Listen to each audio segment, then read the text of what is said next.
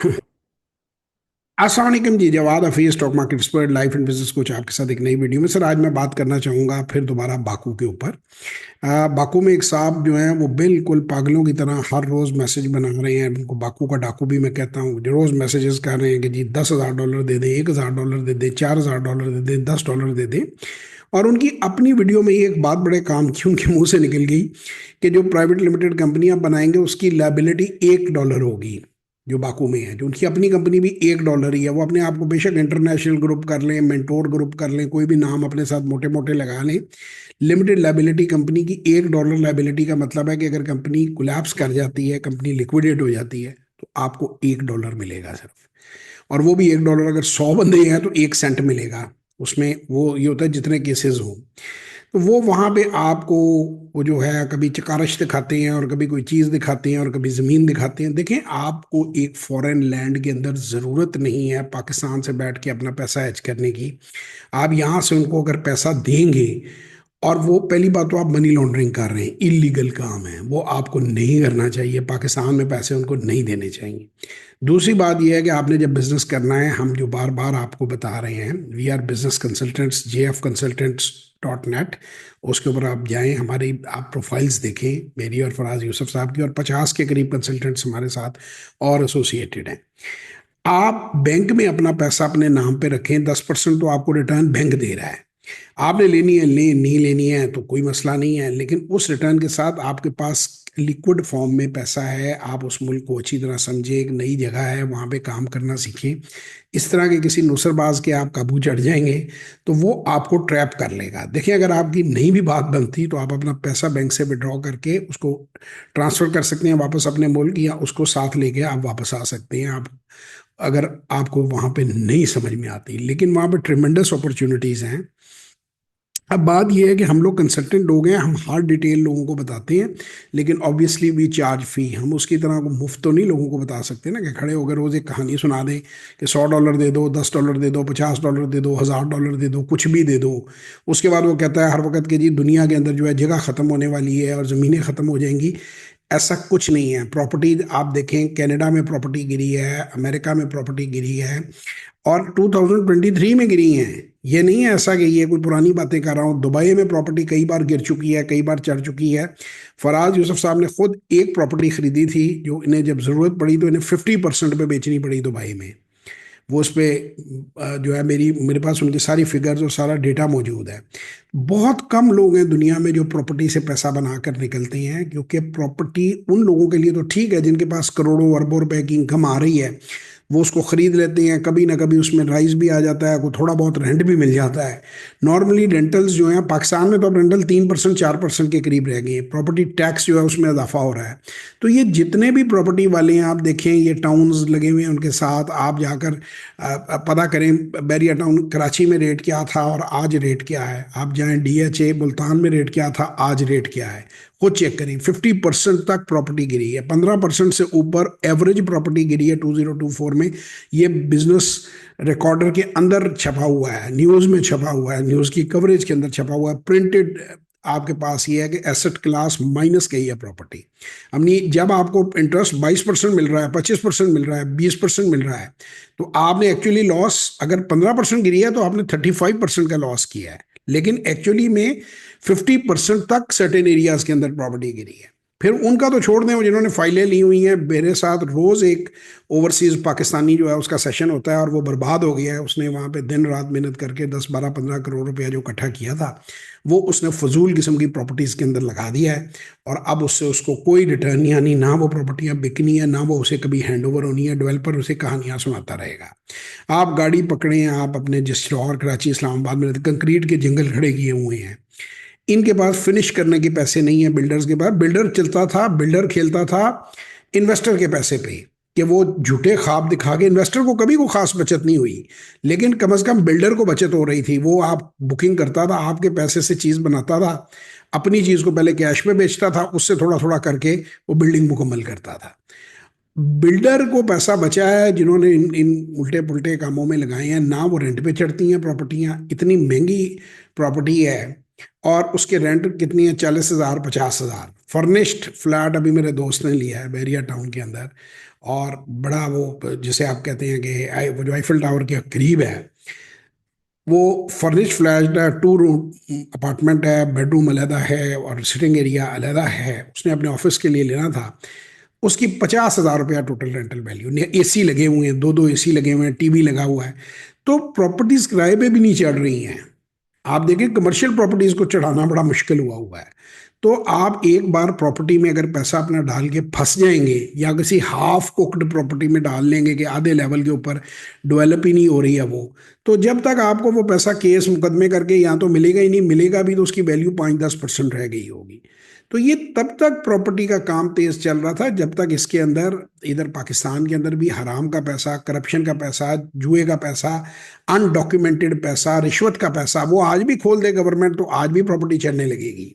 शरीफ लोगों को उसमें से जरूर कुछ को थोड़ा बहुत बेनिफिट हुआ है, लेकिन ये पैसे सही तरीके से नहीं कमाए। मुझे बताएं क्या सेंस बनती है कि एक प्लॉट 1 करोड़ का है और 6 महीने के बाद वो प्लॉट 1.5 करोड़ का है और 7 हाथों में मिल गया, तो वैल्यू एडिशन तो कुछ भी नहीं हुई। दुनिया भर में प्रॉपर्टी की प्राइसिंग चढ़ती है रेंटल वैल्यू से, उसकी यूटिलिटी से। जो बड़ी फैक्ट्रियां, बड़े कारोबार, बड़े शहर, उनके अंदर प्रॉपर्टी होती है, उसका किराया ज्यादा मिलता है। छोटे इलाकों में उसका कम मिलता है। पाकिस्तान वाहिद मुल्क है कि जहां पर लोगों ने पागलों की तरह प्लॉट खरीदे हैं और आप सर पकड़ के रो रहे हैं। ना वो बिकते हैं, ना वो बनाने की कैपेसिटी है उनके अंदर। तो अपने आप को बर्बाद ना करें। पाकिस्तान से लेके बाकू तक, अब वो बाकू का डाकू जो है पहले यहाँ भी लोगों को फ्रॉड करता रहा है पाकिस्तान की जगह। पहले वो उसकी आप जाके वीडियोस देखें, 50 जगह उसने ओपनिंग की हुई है। अब वो सारी प्रोजेक्ट पी गया। अब कहता है जी एक हमारा दफ्तर रह गया है, पहले 20 दफ्तर थे, अब एक दफ्तर है। मकसद ये कि जो मिल रहा है लूटो और फूटो। तो लोग पागल हैं, पता नहीं प्रॉपर्टी के नाम पे पागल हो जाते हैं। वैसे मुझे आप एक बताएं, कोई सेंस बनती है कि आप 1.5-2 करोड़ रुपए की जाकर किसी दूसरे मुल्क में आप प्रॉपर्टी ले लें? भाई, रिच डैड पुअर डैडी पढ़ लो रॉबर्ट कियोसाकी की, anything which is taking money out of your pocket is a liability, anything which is putting money into your pocket is an asset. यानी जो चीज आपको पैसा आपकी जेब में डालती है वो एसेट है, जो जेब से निकालती है वो लाइबिलिटी है। वहां पे कहाँ आप प्रॉपर्टियां किराए पे देंगे? लोग आपकी प्रॉपर्टियां डैमेज कर देंगे उनको, और उसमें 30% तक वो मेंटेनेंस चार्जेस मांगता है। यानी रेंट का 100 रुपया रेंट है तो 30 रुपये मैं लूंगा, पहले तो वो चढ़नी ही नहीं है। और $1 की कंपनी बना के कहता है मैं बायबैक का एग्रीमेंट कर दूंगा, तो वो बाद में $1 आपके हाथ थमा देगा, कंपनी डिफॉल्ट हो गई। ना लैंग्वेज आपकी, ना समझ में आपको डॉक्यूमेंट्स का पता है, ना आपको चीज़ों का पता है। किस कदर मिजरेबली स्टूपिड लोग हैं कि जो बाकू के डाकू के हाथों लुट रहे हैं। कोई जरूरत नहीं है यार, आपने काम करना है, आप बैंक में जाके अपने पैसे रखो सुकून से। रेंटे कार का पोस्ट में भी कहता है जी 30% हम लेंगे, हर चीज में 30%। भी तुम्हें 30% का किसका, तुम बदमाश हो वहां के कि तुम्हें 30% का हिस्सा देना है? आप वहां पे हर चीज आप खुद अपने नाम पे खरीद सकते हैं, खरीदने की जरूरत ही नहीं है। अगर आपने रेंटे कार करना है गाड़ी अपने नाम पे खरीदें, उसको आप रेंट पे दें, चलती है, पैसे कमाते हैं। जब आपने उसको बेचना है वापस बेचें। तो हर चीज में वो जो है, ये जो अपार्टमेंट है ये भी आप हमारे थ्रू ले लें। गलत प्रोजेक्ट्स में पैसे न लगाएं। मैंने पूरी जिंदगी लोगों को बर्बाद होते देखा है इन चीजों से, मुझे कोई फर्क नहीं पड़ता, मेरी सेहत पे कोई फर्क नहीं पड़ता। लेकिन आप उसकी वीडियोस देखिए, एक एक दिन में 6-6 वीडियोस वो डाल रहा है कि जी बस जनवरी के बाद प्रॉपर्टी मिलनी बंद हो जाएगी। और प्रॉपर्टी भैया हमेशा से मिलनी है। अमेरिका में मैनहट्टन उतने का उतना ही, आज भी प्रॉपर्टी मैनहट्टन में बिक रही है। कोई ऐसी बात नहीं है कि ये मिलनी बंद हो जानी है। आप पागलों की तरह मत लें। जहां पे सेंस बने, जब आपकी कैश फ्लोज अच्छे हों, आपका बिजनेस अच्छा हो, आपके पास सरप्लस पैसा आ रहा है, समझ नहीं आ रही कि पैसा कहाँ लगाएं, तो फिर उस वक्त इंसान जरूर प्रॉपर्टी खरीद लेता है और इन द लॉन्ग रन वो इंसान के लिए एक एसेट बनती है। वरना जो माड़ा बंदा है वो तो प्रॉपर्टी ले लेता है तो उसके तो मुसीबत बन जाती है। कहीं पैसों की जरूरत पड़े, मार्केट में बायर ना हो, फिर क्या करे, कैसे बेचे? 10 करोड़ की प्रॉपर्टी ले ली, 2 करोड़ की अशद जरूरत आ गई है, तो कैसे बेचेगा? उसे बेचेगा फिर वो लॉस में बेचेगा। और यही आगे होने वाला है। अभी भी जितने लोग फंसे हुए हैं, मैंने तो अपने जितने भी मेरे असर में लोग हैं उनको निकाला है। मैंने कहा यार, जो अभी एक मेरा शागिर्द था, उसको 2 करोड़ 40 लाख मिलता था एक प्रॉपर्टी का, उसे नहीं बेची पहले, जब अब थे काम। अब 2 करोड़ 5 लाख पे कल सौदा किया। मुझे कहा सर मैंने सही किया गलत किया? मैं कहा बिल्कुल सही किया है, ये तुमने बाद में 1.5 करोड़ पे देनी थी यही प्रॉपर्टी। क्योंकि पैसे की तो तुम्हें जरूरत है, कितनी देर ब्लॉक करके बैठे रहोगे? ये कोई स्टॉक थोड़ी है कि जिसमें से तुम्हें डिविडेंड आ रहा है, या जब चाहो उसे मार्केट रेट पे बेच दो। तो इसमें लोग बड़ी बुरी तरह प्रॉपर्टी में स्टक हो रहे हैं। और ये पाकिस्तान में नहीं हुए हैं ये, मतलब मैं आपको बता रहा हूँ कि अमेरिका, चाइना, चाइना जैसा मजबूत मुल्क, उसके अंदर 30% तक प्रॉपर्टी जो है गिरी है, क्योंकि जब आप ओवर एम्बिशियस हो गए। और अब आगे आप देखिएगा कि दुबई में प्रॉपर्टी का लोगों का क्या हाल निकलेगा। ये जो पागलों की तरह प्रॉपर्टी ले रहे हैं, मुझे आप एक बात बताएं, नौकरियों की एक सैलरी की एक लिमिट है ना। जब तक तो सैलरी में वो प्रॉपर्टी अफोर्ड होती है, लोग, दुबई तो वैसे भी ऐसी जगह है जहाँ पे पंछी आते हैं, जब तक नौकरी मिलती है एक उम्र तक रहते हैं, उसके बाद पैसा इकट्ठा करके वहां से चले जाते हैं, क्योंकि वो तो किसी को रेजिडेंस देते नहीं है। तो आप लोग पागलों की तरह यहाँ से, जिनका तो हराम का पैसा है, कहते हैं ना किसी का मुंह लाल हो अपना तो मुंह चपेड़े मार के लाल कर लो। कोई किसी गवर्नमेंट ओहदे पे लगा हुआ है, वो तो हुंडी वाले के जरिए पैसे बेच के दुबई में प्रॉपर्टी ले रहा है। चलो हराम का पैसा 10 करोड़ हराम का है, 8 करोड़ भी रह गया तो चलो 5 करोड़ भी रह गया, उसने कौन सा मेहनत से कमाई है। ठीक है ना, हराम का पैसा है, बेईमानी का पैसा है। तो आप जो मेहनत से जिन लोगों के पैसे हैं, वो अपना मिलियन मिलियन दिरहम वहां पे फंसा लेंगे, 7 करोड़ रुपया अपना फंसा लेंगे, और बाद में उनको 3 करोड़ मिलेगा या 4 करोड़ मिलेगा। वो कैसे उस लॉस को पूरा करेंगे। रेंटल्स देखिए, रेंटल्स बड़े अजीब तरीके से चलते हैं दुनिया में ऑपरेट। 10 नई प्रॉपर्टीज आ जाए तो रेंटल 5% गिर जाता है। रेंट जो होता है ना, रेंट पे जो जितने भी फाइनेंशियल, मैं तो खुद फाइनेंशियल कंसल्टेंट हूँ, वो आपको रेंट पर रहना ही रिकमेंड करते हैं। वेयर टेयर आपकी नहीं होती, मेंटेनेंस आपकी नहीं होती, टैक्सेस की रिस्पॉन्सिबिलिटी आपकी नहीं होती, आपने सीधा सीधा किराया देना है, इधर से पकड़ना है, नौकरी से आगे किराया दे देना है। जहां कहीं आपकी जॉब ऊपर नीचे हुई, आपकी अर्निंग ऊपर नीचे हुई, आप जगह खाली कर लेते हैं, आप सस्ते इलाके में मूव कर जाते हैं। तो आप मकान तो उठाकर सस्ते इलाके में नहीं ले जाएंगे ना। जिसका मकान है उसके पास अगर किराए पर बंदा नहीं है, लेट से एक बिल्डिंग है, बिल्डिंग में मैं एक अपार्टमेंट लेता हूं, मैं एक हाइपोथेटिकल बात आपसे करता हूं, और उसके मेंटेनेंस चार्जेस भी हैं, लेट से 1,000 दरम है या 500 दरम है, उसके मेंटेनेंस चार्जेस हैं, या $200 हैं, क्योंकि ज़्यादा लिफ्टें चलनी है, सफाई होनी है। वो हमारे पाकिस्तान के फ्लैट तो है नहीं कि जिसके अंदर जहाँ मर्जी को यूरिनेट कर जाए, वॉशरूम भी कर जाए, कोई साफ नहीं कर रहा, लिफ्टें बंद पड़ी हैं, बुरा हाल है, ऐसे तो पूरी बिल्डिंग तबाह हो जाती है, तो वो चार्जेस लेते हैं। अब मेरा रेंट पे नहीं चढ़ रहा, तो मेरे प्रॉपर्टी की कीमत भी डाउन हो गई। बैंक से ये जो आप धड़ाधड़ लोन ले रहे हैं, आपको पता है यूएई का लॉ क्या है। यूएई में आप चैप्टर 11 इतनी जल्दी आप नहीं फाइल कर सकते अपनी बैंक्रप्सी। वो पकड़ कर आपको जेल में डाल देते हैं कि पैसे पे करो फिर छूटोगे। तो आप कर्जा तो अपने सर पे चढ़ा रहे हैं। ये जो रशियन लड़कियां आपको दिखा रहे हैं, ये जो लड़कियां जो फैंसी किस्म के कपड़े पहन के, और जो लड़के सूट पहन के आपको कह रहे हैं वेलकम हबीबी कम टू दुबई, लोन तो आपके सर पे चढ़ रहा है, लोन उनके सर पे तो नहीं चढ़ रहा। ना तो आपको गवर्नमेंट कह रही है कि लोन लो, आप लोन खुद ले रहे हो। आप 1 लाख दिरहम में प्रॉपर्टी, जितने पाकिस्तान के फ्रॉडिये थे, जितने मेरे जानने वालों में फ्रॉडिये हैं, सारे के सारे इस वक्त दुबई में बैठे हुए हैं जाके। जो बाकी रह गया वो बाकू में डाकू, वो पहले का था, उसने कहा मैं अपनी दुकान चिमकाऊं। लोग कर्जे पर कभी प्रॉपर्टी मत खरीदें, ये सोपे के प्राइस बढ़। इसी तरह स्टॉक मार्केट में लोगों का बेड़ा गर्क होता है, लोगों का जनाजा खड़ा होता है। कैसे होता है मैं बता देता हूँ। आप जाते हैं 40% पर तो भाई फ्यूचर ट्रेड होता है, ठीक है। ब्रोकर जो है ये क्या स्याह और सफेद का, आपको पता ही है जो उनकी मेंटेलिटी है।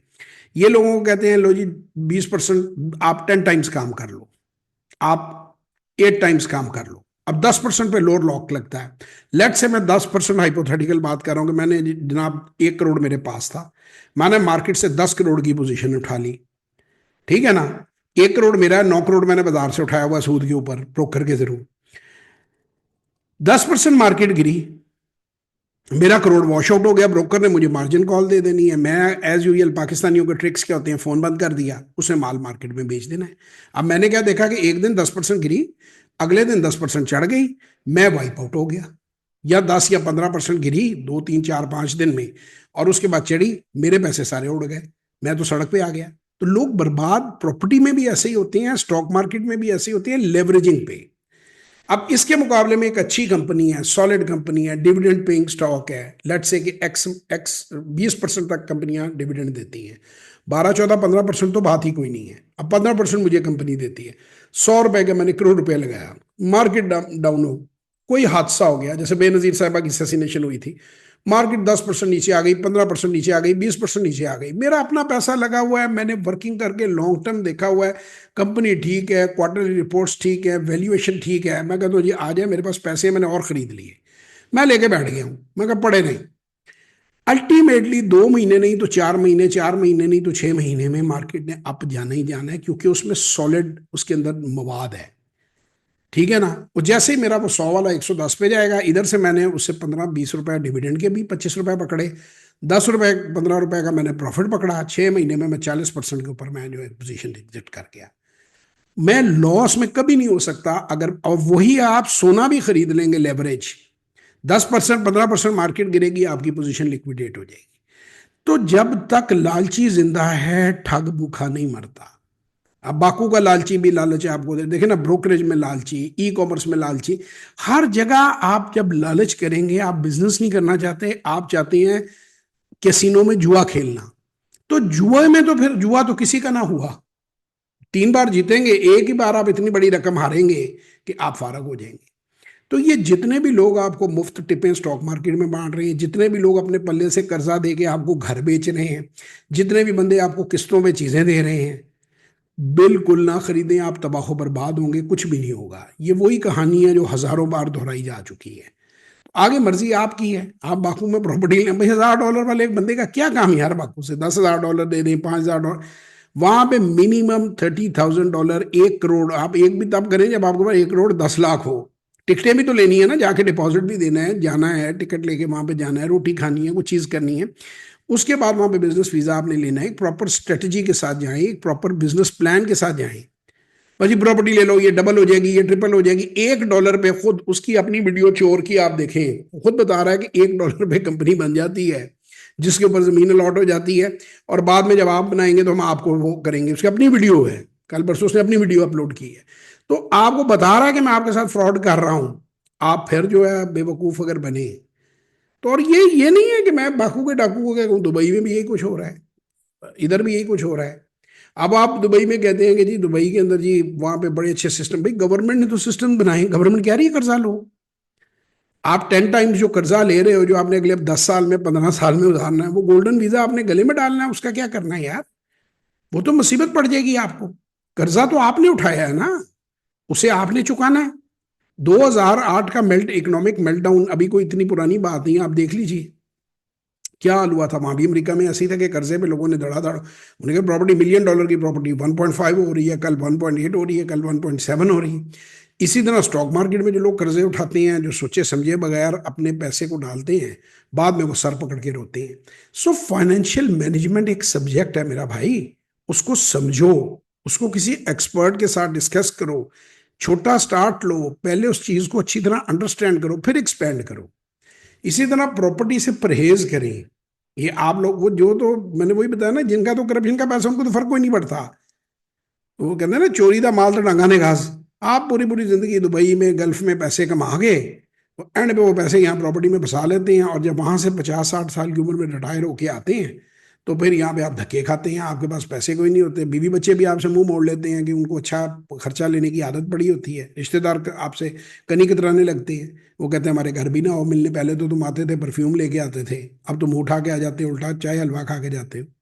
तो रियलिटीज ऑफ लाइफ को समझिए, मेहनत से कमाया हुआ हार्ड अर्न्ड पैसा जाया ना करें। मेरा आपको मशवरा है, ये प्रॉपर्टियों के चक्कर में ना पड़े, प्लॉटिस्तान के चक्कर में ना पड़े, और इसी तरह ओवरसीज भी एग्रेसिव होके प्रॉपर्टियां ना लें। वो जो जिनके पास 2 नंबर का पैसा है, उन्हें फर्क नहीं पड़ना, आप लोगों बर्बाद हो जाएंगे। अगर किसी को मेरी बात बुरी लगी हो, मैं माजर चाहता हूँ। खुश रहें, अपना बहुत ख्याल रखें, दुआओं में याद रखें। पाकिस्तान जिंदाबाद।